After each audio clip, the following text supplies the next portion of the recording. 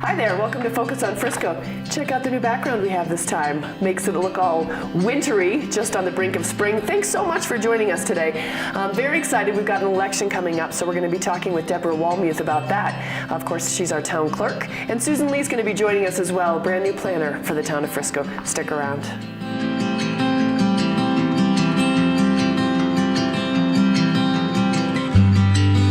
Thanks for joining us here on Focus on Frisco. I'm Shannon Fallon. We're so glad to see you guys here again this month. We've got a lot to talk about today, so I'm excited that you decided to join us and hope you'll stick around for the whole thing. We're going to start everything off with Deborah Wohlmuth, town clerk here at the Town of Frisco, and there's an election coming up, so this is pretty cool. You know me, I'm a super election nerd, so I love it. Me too. I know, right? So we're really excited that you're here to join us because this is all mail-in ballots. Yes. You're not going to any polling places except maybe to drop off the ballot, but we'll get to that in just a few minutes. Why do we do so many mail-in ballots now? The Town of Frisco started doing mail-in ballots in 2009, and the county has embraced the mail ballot also. From the state's perspective, it increases the voter turnout. It does it really? Yeah. I saw our numbers go from 12% to 20% when we started doing really? it. Yeah. That's pretty impressive. Yeah. All right. It is really, I mean, certainly it's much easier, Yes. you know. But let's talk a little bit about what's going to happen over the next couple of weeks. You shared with me that ballots went out on Monday. So that was the 12th. March 12th. Okay. So any time now, everybody should be looking into their post office boxes and getting their ballots. Correct. All right. So if say because of the election day is April 3rd. Okay. So if by say the end of next week, you know, what should people start to do if they haven't seen their ballots? If a voter hasn't seen the ballot, they have a couple different things they can do. They can go to the Secretary of State's website, govotecolorado.com, and verify their records. Okay. If they don't want to do that, they can call me. They can stop by Town Hall. They can also call the county clerk's office. Okay. Any of our staff can look up voter information and figure out what's going on. So, you know, the community that we live in certainly is certainly not as transient as it used to be, but we have people coming and going. We want to remind everybody that if you haven't seen your ballot and you do think that you have registered to vote, maybe you haven't really or haven't changed your address and things like that. So I think that's a really important thing to keep in mind. Now you can start to be proactive by going onto those websites, calling Deborah, and asking those questions. Absolutely. And so if we're getting close to election and haven't seen it, they can come in. Come to my office and we'll get you a new ballot. Okay. So if you're an active registered voter, which means that you voted in the last 2 years or registered and given the county and the state all of the appropriate paperwork. For the Town of Frisco. Yes, for the Town of Frisco. The ballot should be in your mailbox the week of March 12th. If it's not, it could be that there's a bad address. It could be that you haven't recently voted. Or it could be that you're not registered and you thought you were. Right. So we're able to fix all of those things. You're able to register to vote up until the day of the election. As long as you've been a resident of the Town of Frisco for 22 days preceding the election, you are qualified to vote. Okay. So pretty much starting last week, you have to have been living in the Town of Frisco in order to vote. Okay.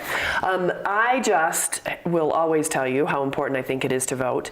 You know, I know that this, and we talked a little bit about it off camera, this is not a presidential election. This is, you know, but voting is so huge, and we've got some issues on the ballot that maybe you're not aware of, maybe you are, but it's really important to, when you get these ballots, to get the information that you need, because this is still voting. And this is such an amazing privilege that we have. Absolutely. Right? Yes. And we try and make it as easy as possible for people to vote. And it really is. So the couple ways that people can, after you get your ballot, whether it's through the mail or whether you have to go and grab one, what's the process that people need to take in order to make their vote count? Absolutely. So you'll receive in the mail your ballot, a secrecy sleeve, and a return envelope. I like the secrecy sleeve. That's my favorite part. Yeah, right? You need to use black or blue ink when you're filling out your ballot, and put it in that secrecy sleeve, put it back in the return envelope, sign your envelope. Right. I cannot count the ballot without a signature. It's required state law. End of story. So that's very important. At that point, you can, depending on your timing, you could put it back in the mail with a 49-cent stamp. And don't forget that. You do have to put that 49-cent stamp on there. It's not paid for. It's not prepaid. Put it on there. Well worth it for all those things that you get from being able to vote. But put it on there. Right. And also it's good to know Town Hall is literally next to the post office. Yeah. So if you don't want to put a stamp on it, don't put a stamp on it. Come over to Take Town a little Hall. walk, right? Yeah, we have a 24-hour drop box in our lobby that is sealed. It's got video cameras on it, so the security is there. You can drop it off at Town Hall any time of the day. And that is the little vestibule that's right by the police station side. So easy to get to. I always forget that vestibule is open 24 hours a day. It's open 24 hours. So not only can you put your vote there, but you can pay your sales tax there as well. The other thing that you do have to be advised about is the ballot must be in my office by 7 o'clock on April 3rd. So don't drop it off in the mail the day before the election. Come to Town Hall if you've waited that long. Okay, and that makes sense. So, you know, because of the way that the mail goes these days, in the old days, we used to put it into a special mailbox here in the town of Frisco and it would just stay in the town, but now everything goes down to Denver. So give yourself plenty of time. As soon as you get that ballot, read it over, make your choices, and either put it back in the mail or easy as anything. Now what about people that might be out of town? Sure. There is another form that they have to fill out. It's for an absentee ballot. Okay. And it gives them the ability to give me a different address, a different mailing address. The post office will not forward ballots. So if you need it mailed to someplace that's other than what you've registered with the Secretary of State's office, you need to come to me, get the absentee ballot form, and we will get a ballot to you at a different address. Now, you also have to give yourself a little more time with that because we can't mail ballots past the Friday before the election. Right, which makes sense. Yeah. So really kind of get your ducks in order, you know, figure out where you are, what you need to do.